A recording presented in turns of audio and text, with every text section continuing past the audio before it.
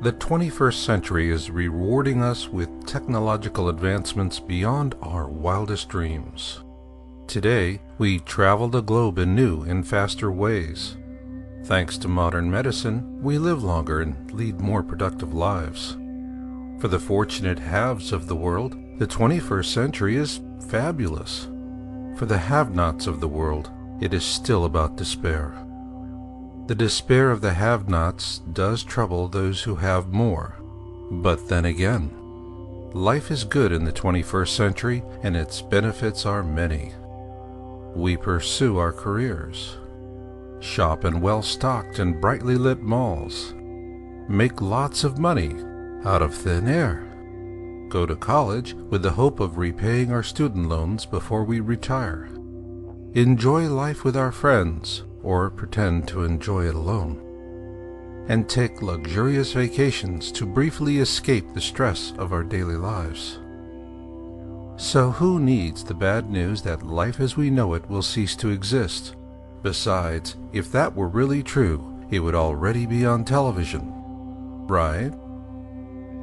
Before the millennium, TV reporters and analysts talked about tsunamis, storms, flooding, earthquakes, and heat waves. These natural cataclysms have always been a fuzzy part of humanity's existence. Ergo, the explanation that they will always be a problem has always made sense. That was until Hurricane Katrina devastated New Orleans in 2005. Following that, our focus sharpened. Since Katrina, television news anchors and pundits have begun talking a lot more about mega tsunamis, storm surge, severe flooding, superquakes, and killer heat waves. Where in the world did all these new superlatives come from, and how did they creep into the vernacular without causing a panic? Are TV networks using them to get us to tune in, or does all this go much deeper than that? After the tragic loss of life resulting from the Sumatra superquake and tsunami in December 2004, more precautionary tsunami warnings are being issued after every large earthquake than ever before.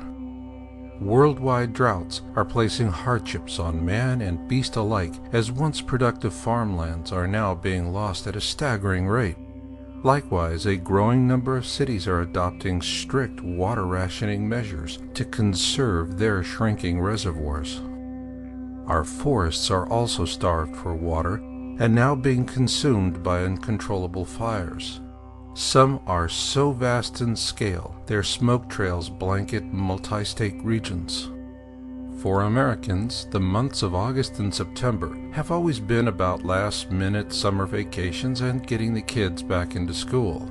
Now it's about getting out of harm's way should another Katrina-class hurricane make landfall. While the violence of these storms may be brief, recovering from the damage they cause can take years, if not decades. For those spared the grief of being in harm's way, it is a sad thing to witness.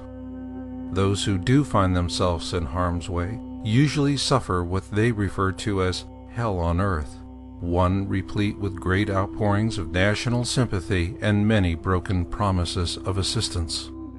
Even for those out of harm's way, there will be the economic consequences. We may not feel the bite of the storm winds or the raging waters of the flood, but will usually feel the bite of higher prices. It is inevitable that as those in harm's way begin to pick up the pieces, we are beset by a swarm of profiteers who will swoop down upon us all to feast upon an embarrassment of riches. Meanwhile, global warming debunkers assure us that Earth changes are part of a natural cycle. They tell us the many reports of ice packs, snowpacks, and glaciers melting away on the globe is of little or no concern. In fact, these smug debunkers assure us that the best thing we can do is not to believe our lying eyes. So what will it take before we do believe our own lying eyes?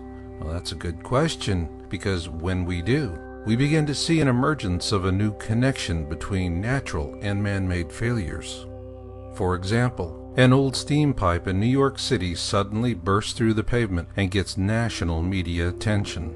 Given the media coverage, was this really a freak occurrence? Then the I-35 bridge in Minneapolis collapses with a tragic loss of life, a human event worthy of global attention. Although this bridge was known to be structurally weakened, the experts were still stumped. They simply could not explain such a sudden and catastrophic failure. Was this a freak occurrence as well?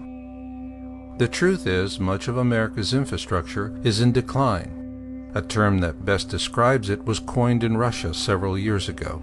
It's what they call painted rust, and we cannot keep on patching it forever.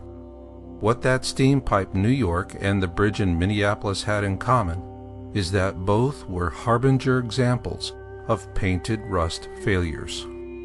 There will be more such failures of these old relics of painted rust infrastructure, because they are all being slowly pulled apart by low-level seismic activity. So what is causing this seismic activity? Our infrastructure is much like our own weakened biosphere. Both are failing partly due to our own fault, but mostly because our planet is being increasingly perturbed by something in space. It is a massive object called Planet X, and it is approaching the core of our system. It has caused ancient cataclysms, and by 2012, it will revisit some of those cataclysms upon us once again. Could this really be true? If you're willing to believe your lying eyes, there is scientific proof.